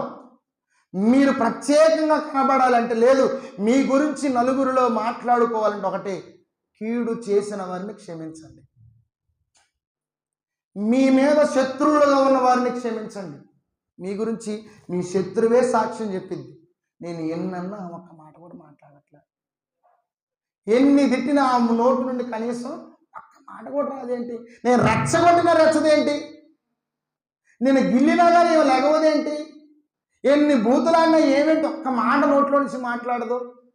అరే నేను ఎన్ని వ్యతిరేకంగా మాట్లాడినా, ఎన్ని నిందించినా, ఎన్ని అవమానించినా ఏమో నోటి నుండి ఒక్క మాట రావడం లేదేంటి అని ఆశ్చర్యపోవాలి. యేసు ప్రభు చేసిన ప్రార్థనకు, తండ్రి వీరేమి చేయుచున్నారో వీరెరుగురు గనక వీరిని క్షమించనే మాటకు ప్రజలు ఆశ్చర్యపోయారు. ఎందుకంటే అప్పటికి యేసు ప్రభుకి చేయాల్సిందంతా చేసేశారు, ప్రజలు. మొల్ల కిరీటం పెట్టారు, ఆయన వస్త్రాలు లాగి వేశారు, పిడిగుద్దులు గుద్దారు, ఉమ్మి వేశారు, పక్కలో బల్లెపొడ్డులు పొడి చేశారు, వీధులను నడిపించుకుంటా వచ్చారు. కానీ యేసు ప్రభు మాట్లాడుతున్న మాట ఏంటి తెలుసా? తండ్రి వీరేమి చేశారో వీరెరుగురు గనక వీరిని క్షమించు. ఈ మాట నిజంగా, ఈ మాట ప్రజలు విన్నప్పుడు అరే మేమేం చేసినామా, మేము చేసిందంతా అనేది తెలుసు కదా, మేమేమేమి యేసు ప్రభుకు చేసుకుంటూ వచ్చామో, ఆయనకి ఏ విధంగా ఆయన మీద నేరం మోపామో, నేరం మోపి శిలవకు ఎలాగ మేము అప్పగించి 39 కొరడా దెబ్బలు ఎలాగ కొట్టించామో ఇవన్నీ ఆయనకు తెలుసు కదా. ఆయనేంట్రా వీరు తెలియక చేశారు, పాపం చేశారు, క్షమించమని ప్రార్థన చేస్తానేంటి? ప్రజలందరికీ ఏం అర్థం కావట్లే. ఒకనాడు పాత నిబంధనకి వెళ్తేనేమో భక్తులు ఇలాగా చేసిన దానికి వీళ్ళకి చెడు జరగాలి, కీడు జరగాలి, జ్ఞాపకం ఉంచుకో, మర్చిపోవద్దని ఆనాడు ప్రవక్తల ప్రార్థన చేస్తే ఈయన ప్రార్థన ఎంత డిఫరెంట్గా ఉందో చూడండి. అందుకేనండి యేసు ప్రభు పలికిన సెలవులో మాట క్షమాపణ. హల్లెలూయా. క్షమాపణ దైవ లక్షణం. ఏ లక్షణం? మానవ లక్షణం కాదు. మానవ మాత్రుడు క్షమించలేడు, ఒక దేవుడు మాత్రమే క్షమించగలడు. అందుకే ఆ లక్షణం దేవుడు మనలో ఉండాలని కోరుకుంటుంది. క్షమించే మనస్సు, క్షమించే గుణము, క్షమించే లక్షణము ప్రభు మనలో చూడాలని ఆయన సెలవులో ఉండుకోవడం నేర్పుతున్నాడు మనకి, క్షమించాలని. హల్లెలూయా. సెలవులో నుండి వేదన పడుతూ రక్తము కారుస్తూ 6 గంటలు మీరు ఇంటికి వెళ్ళి ఒక్కటి చేయండి, ఇంటికి వెళ్ళి పడుకోండి, 6 గంటలు కదలకుండా ఉండండి అంటారా? నేనేమనట్లేదు, పనికి బొమ్మనట్లా, పడుకొని అటు ఇటు తిరగకుండా 6 గంటలు ఉండి చూడండి. లేదు కుర్చీలో కూర్చొని 6 గంటలు ఉండండి, సరే అది కూడా కుదరదు, మెత్తటి కుర్చీ ఒకటి వేసుకోండి, దాంట్లో 6 గంటలు ఏసీలో కూర్చొని ఉండండి. కనీసం 10 నిమిషాల తర్వాతైనా ఈ కుర్చీని విడిచిపోవాలనిపిస్తుంది మనకి. కానీ 6 గంటల సెలవు మీద ఇటు మీకు కాళ్ళకు మీకులు వేయబడి అలాగే 6 గంటలు ఉన్నాడు. అసలు ఆ బాధ మనం వర్ణించలేము. నేను అప్పుడప్పుడు పిల్లలకు గోడ కుర్చీ వేపిస్తుంటా. ఆ గోడ కుర్చీ వేయించినప్పుడల్లా సార్ ఒక దెబ్బ కొట్టు సార్ మమ్మల్ని అంటారు. ఒక 10 నిమిషాలు గోడ కుర్చీ వేపిస్తేనే సార్ మేము వద్దు సార్, మమ్మల్ని ఒక దెబ్బ కొట్టండి సార్, మేము తట్టుకోలేకపోతుంది సార్, మేము భరించలేము. కానీ యేసు ప్రభు ఉదయం 9 గంటల నుంచి మధ్యాహ్నం 3 గంటల వరకు అలాగే ఉండి ఆయన పలుకుతున్న మొట్టమొదటి మాట, తండ్రి వీరేమి చేయుచున్నారో వీరెరుగురు గనుక వీరిని క్షమించు. ఈ మాట ప్రజలందరికీ ఆశ్చర్యం. ఎందుకని? అప్పటి వరకు వాళ్ళు ఏమి వినుకుంటూ వచ్చారు, వాళ్ళకి ఏమేమి తెలుసుకుంటూ వచ్చారు తెలుసా? ప్రవక్తలు ఏం చేశారు, భక్తులు ఏం చేశారు, వాళ్ళ జీవితంలో వాళ్ళు చేసినవన్నీ గుర్తుకొచ్చినాయి. మాకు కీడు చేసిన వాడికి కీడు చేసినావు, మాకు అపకారం చేసిన వాడికి అపకారం చేసినావు, మాకు చెడు చేసిన వాడికి చెడు చేసినావు, మా ఎడల దురుసుగా ప్రవర్తించిన వాడికి మేము దురుసుగా ప్రవర్తించను. ఒక మాట అంటే 2 మాటలను, ఒక దెబ్బ కొడితే 2 దెబ్బలు కొట్టిను. కానీ ఏంటి, ఇన్ని చేసుకుంటూ మేము వచ్చినా క్షమించమని మాట్లాడుతుంది ఏంటి? ఏమంటుందో తెలుసా? తండ్రి, వీరేమి చేయుచున్నారో వీరెరుగరు గనక వీరిని దయతో క్షమించు, దయతో క్షమించు. ఎన్ని చేశారో వాళ్ళకి తెలుసు, ఎన్ని దెబ్బలు కొట్టించారో వాళ్ళకి తెలుసు, ఎన్ని పిడిగుద్దులు గుద్దారో వాళ్ళకి తెలుసు, అవమానంగా ఎన్ని మాటలన్నారో వాళ్ళకి తెలుసు. దెయ్యాలకు అధిపతి అని, పాపులకు సుంకరులకు స్నేహితుడని, తిండిపోతని, తిరిగిపోతని, యేసు ప్రభు పాపని ఎన్ని మాటలు వాళ్ళు మాట్లాడారు వ్యతిరేకంగా. అవన్నీ తెలుసు. యేసు ప్రభుకు తెలిసి కూడా ఏమంటుండో, తండ్రి వీరేమి చేయుచున్నారు వీరు ఎరుగరు గనక వీరిని క్షమించు, వీరిని క్షమించు, వీరిని క్షమించు. ఆ మాట అది చాలా గొప్పది. మనకు అర్థం చేసుకుంటే తప్ప అర్థం కాదు. హల్లెలూయా. పాత నిబంధనలోని వీళ్ళు పలికిన మాటల్ని, యేసు ప్రభు పలుకుతున్న ఈ 2 మాటల్ని ఒక తరాజులో మనం తీసుకుంటే ఇటు వాళ్ళ మాటలు, వాళ్ళ ప్రార్థన ఎంత వ్యతిరేకంగా ఉంది, యేసు ప్రభు ప్రార్థన ఎంత క్షమించే విధంగా ఉన్నదో మనకు అర్థమవుతుంది. హల్లెలూయా. ఆయన ఈ లోకములో బ్రతికిన 33 సంవత్సరాల కాలములో కూడా ప్రతి విషయంలో క్షమిస్తూనే ఉన్నాడు. శిష్యుల్ని పిలిచి కూడా వాళ్ళకు కూడా నేర్పుతున్న మొట్టమొదటి మాట అని తెలుసా? ఇదిగో మీరు మీ పక్కవాన్ని క్షమించండి, వాడు మిమ్మల్ని క్షమిస్తాడు. మీరు క్షమించే గుణాన్ని నేర్చుకోవాలి. మీరు క్షమించే మనస్సు మీకు ఉండాలి. మీరు క్షమించబడాలి. క్షమాపణ ఇతరులకు మీరు కలిగించాలి. యేసు ప్రభు శిష్యులకు నేర్పుతున్నాడు. చూడండి ఏమని నేర్పుతుండో శిష్యులకి. మత్తయి సువార్త 5వ అధ్యాయము 44వ వచనములో చూడండి. మీ శత్రువులను ప్రేమించుడి, మిమ్మును హింసించు వారి కొరకు ప్రార్థన చెయ్యుడి. ఏమంటుండో, మిమ్మల్ని బాధ పెట్టే వాళ్ళ కొరకంట ప్రార్థన చేయండి. మిమ్మల్ని శత్రువులుగా భావించే వారిని క్షమించండి. మీ ఇరుగు పొరుగు వారు ఎవరైతే మీ మీద శత్రువులుగా ఉన్నారో వారిని మీరు మన్నించండి. ఇది శిష్యులు నేర్పుతున్నాడు.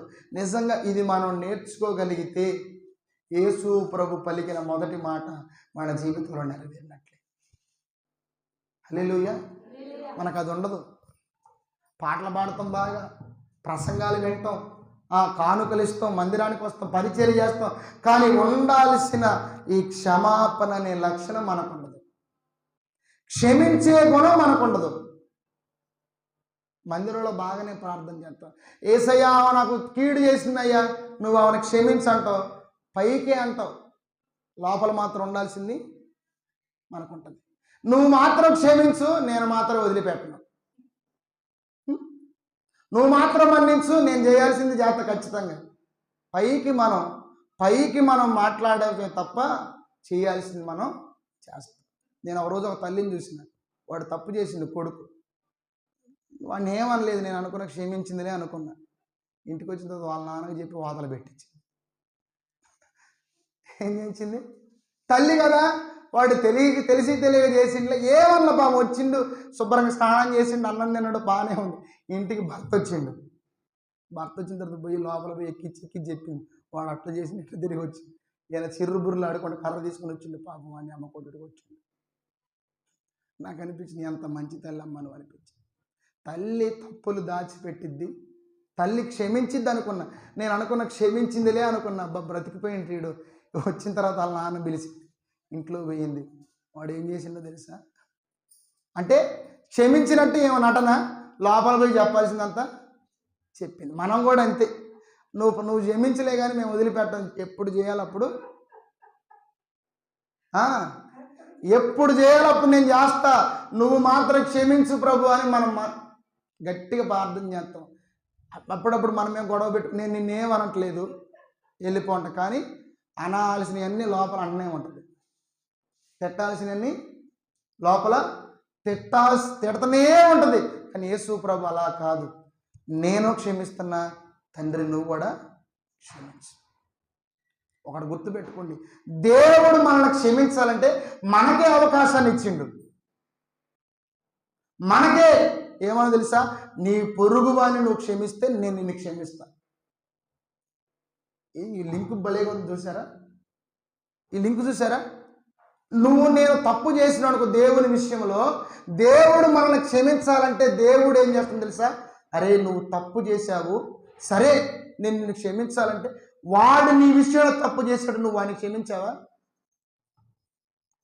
మనం ప్రార్థన చేస్తూ ప్రభువా నేను 100 తప్పులు చేశాను, నువ్వు క్షమించాలంటావు. సరే అని దేవుడు కూడా క్షమించి వదిలేస్తాడు. కానీ పక్కోడు నీ పట్ల ఒక్కడ చేసినా కానీ వాడిని మాత్రం వదిలిపెట్టాం.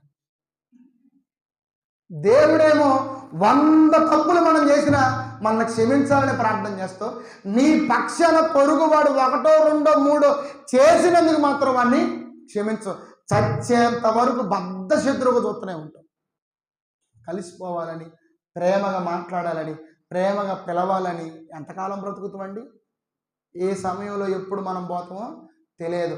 చనిపోక ముందే నీవెవరైతే శత్రువుగా భావిస్తున్నావో దయతో వారితో మాట్లాడడానికి ఇష్టపడదాం.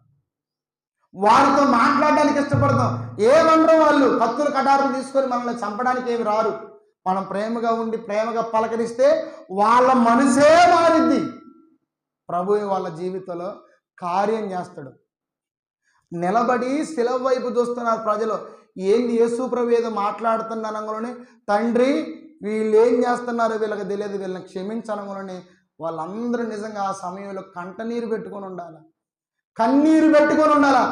ఎంత చేసిన యేసు ప్రభుకి ఈయనేంది ఈ మాట మాట్లాడతాడు? ఎంత చేసిన శిలువ వేసింది మేమే, ఉమ్మి వేసింది మేమే, పిడిగుద్దులు గుద్దింది మేమే, ముళ్ళ కిరీటం పెట్టించింది మేమే, 39 కొరడా దెబ్బలు కొట్టించింది మేమే, కల్వరి శిలువ వరకు భారమైన శిలువను మోపించింది మేమే. మేము ఎంత చేస్తే ఏనేంది తెలియక చేశారంటడేంది? యేసు ప్రభు క్షమించమని ప్రార్థన చేస్తానేంటి? మాకు శిక్ష రావాలి, వీళ్ళు నా చావుకు కారణమయ్యారు, వీరు బ్రతకూడదు అని తిరిగి మాకు వ్యతిరేకంగా ప్రార్థన చేయాలి, తిరిగి మా నాశనాన్ని కోరుకోవాలి, తిరిగి మా మరణాన్ని, మా చావుని కోరుకోవాలి. యేసయ్యని ఇంత వ్యతిరేకంగా, ఇంత విడ్డూరంగా ప్రార్థన చేస్తానేంటి? హల్లెలూయా. మనకి ఈ మాట అర్థం కావాలంటే పాత నిబంధనలోని భక్తుల యొక్క ప్రార్థనను మనకు అర్థం కావాలి. ఆ భక్తులకు కీడు జరిగితే, ఆ భక్తులకు శ్రమ వస్తే, ఆ భక్తులకి ఎవరైనా ప్రాణహాని జరిగించాలి, ఎవరైనా సరే వీడు మరణించాలని ఆ భక్తుల విషయంలో చెడు చేస్తే వాళ్ళు తిరిగి ఏమని ప్రార్థన చేశారు? నాకు చెడు చేస్తున్న వాడు బ్రతకూడదు, నా మరణాన్ని కోరుతున్న ఈ ప్రజలు బ్రతకడానికి వీల్లేదు, వీళ్ళని క్షమించొద్దు. జకరియా ఏమని ప్రార్థన చేసిండు? నన్ను రాళ్లతో కొట్టారు, నేను ఈ మందిరంలో మరణం అవుతున్నాను, రాయి వేసిన ఆ ప్రజలు ప్రేరేపించిన ఈ రాజు బ్రతకడానికి వీలే, నువ్వు దాన్ని విచారణలోకి తీసుకొని రా, ప్రతిదండన చెయ్యి. హల్లెలూయా. యేసు ప్రభు ఏమి నేర్పుతుందో చూడండి. తెలియక చేశారు వీరిని క్షమించు దేవా, వీరిని క్షమించు దేవా అని ప్రార్థన చేస్తున్నాడు. ప్రజలకు ఆశ్చర్యం వేసింది. మనలో ఏముండాలి? క్షమించే గుణం, క్షమాపణ మనసు, క్షమించే ఆ దైవ లక్షణం నీలో నాలో ఉండాలని దేవుడు కోరుతున్నాడు. క్షమిద్దాం. నీ పొరుగువాడు నీ విషయం లేదని తప్పు చేస్తే క్షమిద్దాం, వదిలేద్దాం. వాడి మానాన్ని వాడిని వదిలేయండి. ఏదో ఒక రోజు అతడే మాత్రం వాడే మాడతారు. లేదు, ఒక మాటకి 2 మాటలు, ఒక మాటకి 2 మాటలు, జీవితాంతం మాటకి గొడవకి ముడేసుకొని పోయిన జీవితాంతం చచ్చేంత వరకు వారు నీకు విరోధులుగానే ఉంటారు తప్ప ఎప్పుడు నీ విషయంలో నీకు మిత్రులుగా ఉండరు. మాటకు మాట ముడేసుకోవద్దు, గొడవ ముడేసుకోవద్దు, వదిలేయాలి. అప్పటికప్పుడే తెంచుకోవాలి. ప్రార్థన చేయాలి వాళ్ళ కొరకు. ప్రభువా అంటే అన్నారులేండి, వాళ్ళని క్షమించు, వాళ్ళని వదిలేయి. నీ గురించి ఆమె సాక్షి పెద్ద స్థల పనికి వెళ్ళిన, పొలానికి వెళ్ళిన, చేలోకి వెళ్ళిన, నేను ఎన్ని అంటున్నా అసలు ఏం మాట్లాడదా అమ్మాయి, నేను ఎన్ని బూతులన్నా సరే, ఎన్ని నిందించినా సరే ఏం మాట్లాడదు. ఏంటి అసలు? అని సాక్ష్యం చెప్పాలి, అని నీ గురించి ఒక మంచి సాక్ష్యం వినాల. ఏ మందిరానికి పోతారో కానీ ఒక మాట అంటే 100 మాటలు వీళ్ళు. యేసు ప్రభుని నమ్ముకున్నారు. ఆయనేమో సిలువలో ఉండి ఆ చివరిగా ఆయన మాట్లాడుతున్న మాటల్లో మొదటి మాట, తండ్రి వీరేమి చేయించున్నారో వీరు ఎరుగురు కనుక వీరిని క్షమించు అని ఆయన ప్రార్థన చేస్తే వీళ్ళేమో నా అంతు చూస్తానంటున్నారు. ఆడ దొరుకుతాడా? ఏదో ఒకటి చేసిందాక మేము వదిలిపెట్టమన్నారు. ఆ వంటను నేను చచ్చిన తర్వాత కూడా నిన్ను వదిలిపెట్టనంటుంది. ఈ మాటలో మన గురించి వినకూడదు, మన గురించి వినకూడదు. యేసు ప్రభు నేర్పుతున్న మార్గములో మనం వెళ్ళాల. ఏమని ప్రార్థన చేస్తుండో, తండ్రి వీరేమి చేయుచున్నారు వీరెరుగురు గనక వీరిని క్షమించు. శిష్యులు కూడా అదేగా చేస్తారండి. శిష్యులు కూడా ఏమని ప్రార్థన చేస్తున్నారో చూడండి. అపోస్తుల కార్యాలు 3వ అధ్యాయము 14వ వాక్యాన్ని చదువుతున్నాను. మీరు పరిశుద్ధుడును నీతిమంతుడు అయిన వారిని నిరాకరించి నరహంతకుడైన మనుష్యుని మీకు అనుగ్రహించమని అడిగితిరి. మీరు జీవాధిపతిని చంపితిరి, కానీ దేవుడు ఆయనను మృతుల్లో నుండి లేపెను. 17వ వచనం, సహోదరులారా మీరును మీ అధికారులను తెలియక చేసితిరని నాకు తెలియను. హల్లెలూయా. జాగ్రత్తగా విన్నాం. ఇక్కడ పేతురు నిలబడి మాట్లాడుతున్న మాట ఏంటో తెలుసా? సొలొమోను మంటపంలో ప్రజలందరూ కూడా గుంపు కూడా వస్తారు ఆయన దగ్గరికి. గుంపు కూడా వచ్చిన తర్వాత 45 సంవత్సరాల వయసు ఉన్న వ్యక్తికి పేతురు గారు చక్కగా స్వస్థతనిస్తే, పేతురు గారితో పాటు ఈ సొలొమోను మంటపంలో ఆ స్వస్థపరచబడిన వ్యక్తి అతనితో పాటు ఉంటే ప్రజలందరూ వచ్చి చూస్తారు. ప్రజలందరూ వచ్చి చూసినప్పుడు ఇతనికి ఎలాగీ స్వస్థత కలిగింది, ఇతను ఎలాగ బాగుపడ్డాడంటే పేతురు అంటాడో, నా వల్ల కాలేదయ్యా, ఎవరు చేశారో తెలుసా ఈ స్వస్థత? ఇదిగో మీరు చంపారు కదా యేసు ప్రభు అనే దేవుణ్ణి, మీరు ఏదైతే యేసు ప్రభుని ముళ్ళ కిరీటం పెట్టి శిలువ వేసి చంపారే ఆయనే వీడికి స్వస్థతనిచ్చాడు, ఆ దేవుడే ఇతనికి స్వస్థతనిచ్చాడు అని వారి ముందు యేసు ప్రభు గురించి మాట్లాడుతున్నాడు. ఏమన్నా తెలుసా?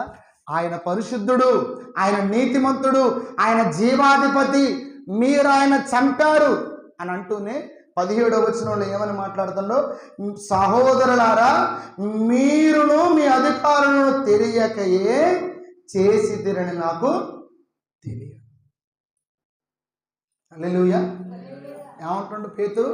సహోదరులారా అంటుండు. సహోదరులారా మీరు తెలియక చేశారు, మీ అధికారులు కూడా తెలియక చేశారు. యేసు ప్రభు దేవుడనని ఆయన చేసినవన్నీ చూసిన మీరు కూడా తెలియక చేశారయ్యా, తెలియక చంపేశారు ఆయన్ని అని వీరు కూడా క్షమిస్తూ మాట్లాడుతున్నారు. అంతేగాని మీరు యేసు ప్రభుని చంపారు, మీరు మా వాళ్ళు కాదు, మీరు యేసు ప్రభుని సిలువ వేశారు, మీకు మాకు సంబంధం లేదు, మీరు యేసు ప్రభుని సిలువకు అప్పగించారు అని వ్యతిరేకంగా మాట్లాడట్లేదు. ఒక విషయం, మన ఇంట్లో ఎవరికైనా కీడు చేశారు, ఎవడైనా మన ఇంట్లో ఒక వ్యక్తి కీడు చేస్తే అతని ఇంటికి వెళ్ళి అతనితో మనం మాట్లాడడానికి ఇష్టపడతామా? అతనితో సహవాసానికి మనం ఇష్టపడతామా? అతని దగ్గరికి వెళ్ళి భలే చేసిన వారు ఇదని మనం కౌగిలించుకుంటామా? ఏమని చేస్తుంది సార్? నా ఇంట్లో నా వ్యక్తికి, నా కుటుంబ సభ్యుడికి, లేదా నా కొడుక్కి, నా భర్తకి ఇతడు ద్రోహం చేశాడు, ఇతడు అన్యాయం చేశాడు కాబట్టి అతడు నాకు శత్రు అనుకుంటావా? అనుకో. నా భర్తకి, నా కుమారుడికి, నా కూతురికి వీరు ద్రోహం చేశారు, వీళ్ళు మోసం చేశారు, వీళ్ళు అన్యాయం చేశారు, వీళ్ళు కీడు చేశారని మనం వాళ్ళు కూడా మా మనసులో ఏమని పెట్టుకుని ఉంటే వీళ్ళు మనకు శత్రువులని మన మనసులో పెట్టుకుంటాం. కానీ యేసు ప్రభువు చేసిన ఆ శిలువ కార్యాన్ని, యేసు ప్రభుని ఆ శిలువ వేసిన దాన్ని ప్రజలని శత్రువులుగా ఈ అపోస్తులు భావించలేదు. హల్లెలూయా. యేసు ప్రభు శిలువ శిక్ష వేసింది మీరే, యేసు ప్రభుని మరణానికి అప్పగించింది మీరే, యేసు ప్రభుని కొరడాలతో కొట్టించింది మీరే అని వాళ్ళని దూషించట్లేదు. ఏమంటుందో తెలుసా? సహోదరులారా మీరు తెలియక చేశారులే. హల్లెలూయా. యేసు ప్రభు ఏమని మాట్లాడింది శిలువలో? తండ్రి వీరేమి చేయుచున్నారో వీరు ఎరుగరు గనక, తెలియక చేశారు గనక వీరిని క్షమించు అన్నట్లే ఈ అపోస్తుడైన పేతురు కూడా ఏమంటుండో చూడండి. ప్రజలందరిని చూసి ప్రజలందరితో మాట్లాడుతున్నాడు, ఇదిగో యేసు ప్రభుని మీరే చంపించారు, జీవాధిపతిని మీరు చంపించారు, పరిశుద్ధుని మీరు చంపారు, నీతిమంతుని చంపించారు, అయితే మీరు బాధపడమాకండి సహోదరులారా, మీరు తెలియక చేశారు. మనం అనగలుగుతామా? సరేలే తమ్ముడు, ఏదో తెలియక చేసినోళ్ళే తమ్ముడు అని అంటావా? ఏ నువ్వేంద్ర నాకు చేసినట్ట, నిన్ను వదిలిపెట్టిన పంచాయతీలోకి నిన్ను లాగినట్లే. అపోస్తులు మాట్లాడుతున్న మాటలు ఏంటో తెలుసా? పేతురు నిలబడి ఏమని ప్రసంగం చేస్తున్నాడు, ఏమని మాట్లాడుతున్నాడు అంటే వాళ్ళతో, సహోదరులారా, మీరు మీ అధికారులు యేసు ప్రభువుకి సిలువ వేసి చంపారే, మీరు తెలియక చేశారు అని క్షమాప గుణంతో మాట్లాడుతున్నారు, క్షమించే మనసుతో మాట్లాడుతున్నారు. మనమైతే మన ఎడల కీడు చేసిన వాడిని ఎంత దురుసుగా, ఎంత నీచంగా, ఎంత అవమానకరంగా మనం మాట్లాడతామో, ఎంత మాట్లాడతాం, వాడితో మనం మాట్లాడడానికి కూడా ఇష్టపడం. ఒక పురుగులాగా చూస్తాం. తమ్ముడు సరే చేస్తే చేసావులే, జరిగితే జరిగింది లేరా, దాన్ని నేను మర్చిపోతున్నాను రా తమ్ముడు, లేదా అక్క వదిన, దాన్ని నేను విడిచిపెడుతున్నానని మనం వదిలిపెట్టాం మనం. కానీ వీళ్ళు ఏమన్నా తెలుసా? సహోదరులారా, నరహంతకులారా అనట్లే, యేసు ప్రభుని చంపిన ఓ ప్రజలారని అనట్లేదు పేతురు. సహోదరులారా, మీరు తెలియక చేశారని నాకు తెలుసయ్యా, యేసయ్యే మిమ్మల్ని క్షమించాడు, మాదేముంది. ఆయన సిలువలో ఉండి పలుకుతున్నప్పుడు నేను విన్నాను ఆ మాట, మీరు తెలియక చేశారంట. అవును, ఈరోజు నేను కూడా అదే మీకు ప్రకటిస్తున్నాను. తెలియక మనం చేస్తున్న ప్రతి పాపాన్ని యేసు ప్రభు క్షమిస్తూనే ఉన్నాడు. తెలియక మనం చేస్తున్న ప్రతి దోషాన్ని యేసు ప్రభు క్షమిస్తూనే ఉన్నాడండి. తెలిసి వాళ్ళన్నీ చేసుకుంటూ వచ్చిన యేసు ప్రభు సిలువలో పలుకుతున్న మాట, తండ్రి వీరేమి చేయాలో వీరెరుగరు, అయితే వీరిని క్షమించు. స్టెఫన్ అనే ఒక దైవజనుని కూడా రాళ్లతో కొట్టి చంపుతూ ఉంటారు. అపోస్తుల కార్యాలు చూడండి ఆ మాట. అపోస్తుల కార్యాలు 7వ అధ్యాయము 60వ వచనం చదువుదాము. అతని చావుకు, ఇక్కడ ఏం తెలుసా? స్టెఫను అనే వ్యక్తిని రాళ్లతో కొట్టి చంపుతున్నప్పుడు అతడు మోకాలుని, ప్రభువా వారి మీద ఈ పాపము మోపకమని గొప్ప శబ్దముతో రాళ్లతో కొట్టి చంపుతున్నప్పుడు చూడండి, స్టెఫన్ అనే ఒక భక్తుడు, స్టెఫన్ అనే ఒక వ్యక్తి ఏమని మాట్లాడుతుంది తెలుసా? అయ్యా వారి మీద ఈ పాపాన్ని నువ్వు మోపడానికి వీలే లేదు. కానీ పాత నిబంధనలో మాత్రం నా చావుకు, నా మరణానికి వీళ్ళు ఆలోచన చేస్తున్నారు, వీళ్ళ మాత్రం నువ్వు విడిచిపెట్టదు. కానీ ఇక్కడ రాళ్లతో కొట్టి చావుకు దగ్గర అవుతుంది. ఒక్కొక్క రాయి మరణానికి దగ్గర చేస్తుంది, ఒక్కొక్క రాయి తనను చావుకు తీసుకొని వెళుతుంది. కానీ ఇతడు మోకాళ్ళుని ప్రార్థన చేస్తుంటే రాయి మీద రాయి, దెబ్బ మీద దెబ్బ తను తగులుతున్నా ఏమని ప్రార్థన చేస్తుంది తెలుసా? ప్రభువా ఈ పాపం వాళ్ళ మీద మోప మాకు, నా మరణాన్ని వాళ్ళ మీద మోప మాకు, నా చావుని వాళ్ళ మీద మోప మాకు, నాకు కీడు చేశారని కీడు చేయ మాకు, నాకు చేసిన ఈ పనికి వాళ్ళని క్షమించు, ఈ పాపము వాళ్ళ మీద. అసలు ఈ మనస్సు ఎవరికైనా ఉంటుందండి? ఈ క్షమించే గుణము, ఈ క్షమాపణ లక్షణము. అందుకే క్షమాపణ దైవ లక్షణం. అందరిలో ఉండదు అది. అందరు క్షమించలేరు, అందరు కూడా వాళ్ళ వల్ల కాదు, జీవితాంతం పగతోనే వాళ్ళ బ్రతకాలనుకుంటారు. కానీ నా పొరుగువాడితో నేను సమాధానపడి నేను క్షమించాలనే మనస్సు మనకు రాదండి, మనకు రాదు. అలాంటప్పుడు మన క్రైస్తవ జీవితమే కానే కాదు. ఇది గొప్ప లక్షణం. పొరుగువాడిని క్షమించడము, పొరుగువాడిని మన్నించడము, పొరుగువాడితో సమాధానపడటం. అందుకే బైబిల్ అంటది, నీ పొరుగువాడిని ప్రేమిస్తున్నావని చెప్పని నువ్వు, వాడితోనే నువ్వు ప్రేమగా ఉండను, నీవు నన్ను ప్రేమిస్తున్నావంటే నేనట్టు నమ్మేనరా? దేవుడు కూడా ఇదే ఆలోచన. నీ పొరుగువాడినే నువ్వు ప్రేమించవు, నన్ను ప్రేమిస్తున్నావని ప్రేమించేదా యేసు అని ఎన్ని వాడినా ఆయనకు అర్థమైంది మనం బాడే అన్ని డూబని. ఉమ్, వీళ్ళు నోటితోనే గణపరుస్తారు కానీ వాక్యము సెలవిస్తుంది వారి హృదయం నాకు చాలా దూరంగా ఉంది. వీరి నోటితోనే పెదవులతోనే గణపరిచే ప్రజలు ప్రేమించేదా యేసురాజా, జీవించేదా యేసురాజా, దేవుడు అనుకోండి పాడు, ఎంతకాలం పాడుతుంది.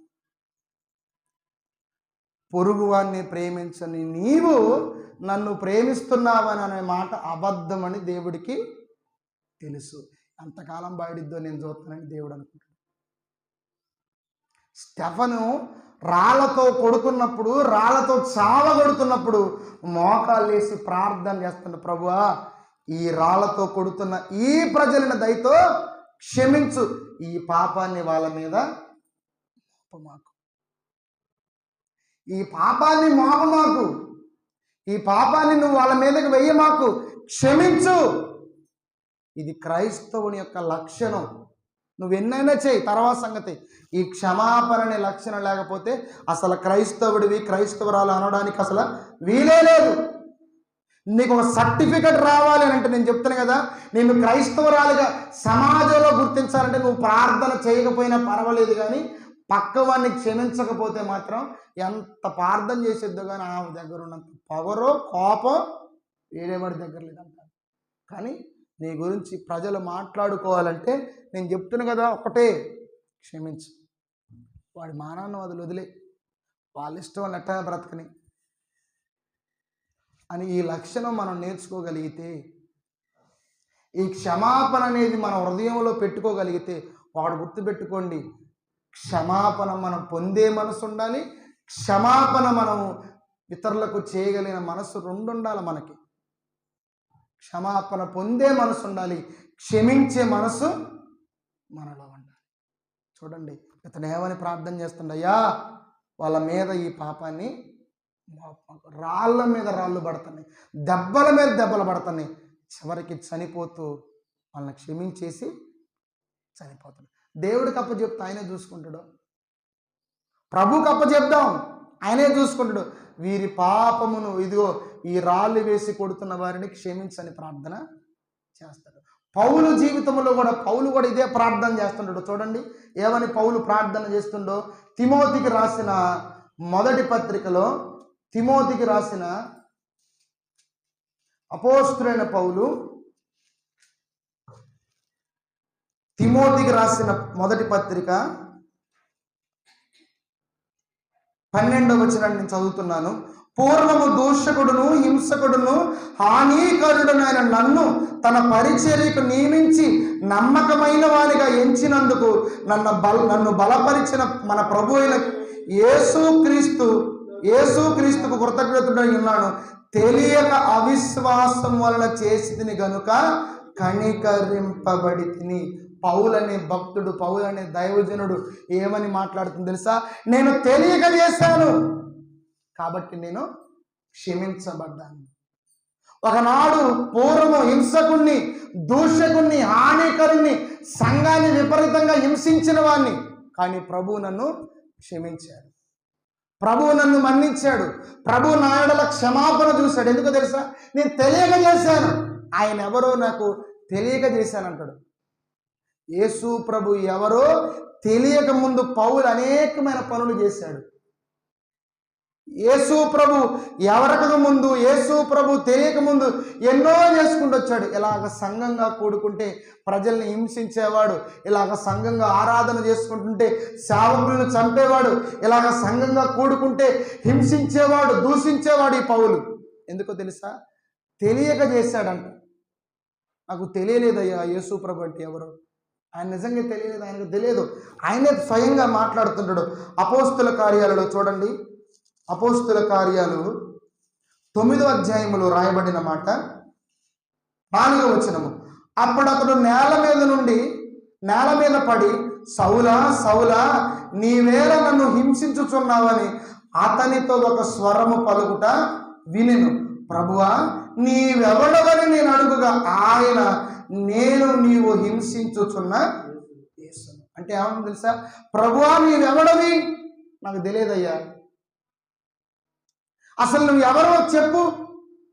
పౌలు అంట తెలియక చేశాడంటే ఈ పని, తెలియక సంఘాన్ని హింసించేవాడు, తెలియక సేవకులను దూషించేవాడు, తెలియక క్రైస్తవులని వారి యొక్క బాధకు గురిపెట్టేవాడు.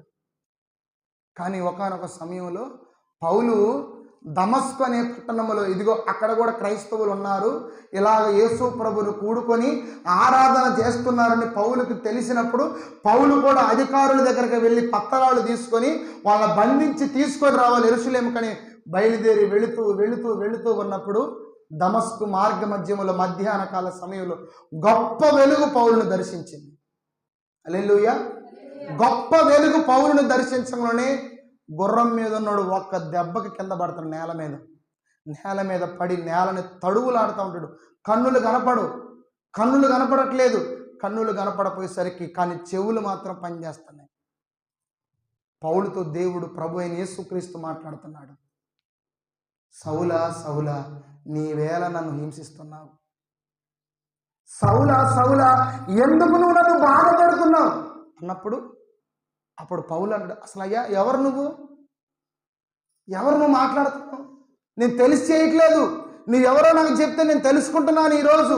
నువ్వు చెప్పు, నాతో పలుకు, నువ్వెవరివి దేవా అని పౌలు యేసు ప్రభుని అడిగేటప్పుడు యేసు ప్రభు అంటాడు, నీవు హింసించుచున్న యేసును నేను. హల్లెలూయా. పౌలు అంటుండో నేను తెలియక చేశాను. అవును, యేసు ప్రభు దేవుడని నాకు తెలియదు, యేసు ప్రభు దేవుడని నేను వినలేదు, చూడలేదు ఆయన. కానీ దమస్కు మార్గములో ఆయన నాతో మాట్లాడాడు, ఆయన నేను చూశాను. అప్పుడు నేను అన్నాను, నీ ఎవరివయ్యా? తెలియక నేను ఇదంతా చేసుకుంటూ వస్తున్నాను, క్రైస్తవులను నిన్ను సంఘాన్ని హింసించుకుంటూ వస్తున్నాను. అయ్యా నువ్వు ఎవరో నాకు చెప్పు, నేను తెలుసుకుంటాను ఈరోజు అన్నప్పుడు నీవు హింసించుచున్న యేసుని అంటాడు. అవునా, ఇంతకాలం నేను యేసు ప్రభుని హింసించుకుంటూ వచ్చాను. అయ్యా నాకు తెలియదయ్యా, నువ్వు దేవుడు అని నాకు తెలియదు, నువ్వు ఉన్నావని నాకు తెలియదు, కానీ నేను మాత్రం చేశాను, నన్ను క్షమించు. కాబట్టి నేను తెలియక చేశాను, కాబట్టి నేను క్షమించబడ్డాను అని పౌలు మాట్లాడుతూ వస్తున్నాడు. హల్లెలూయా. మనం